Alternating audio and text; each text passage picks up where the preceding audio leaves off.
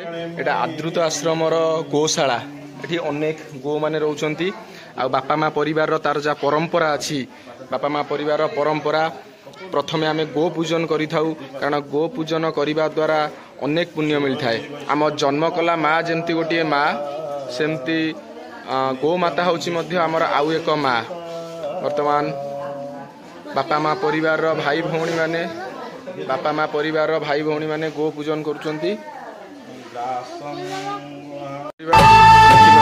जन्म देनु सीना देई जो स्नेह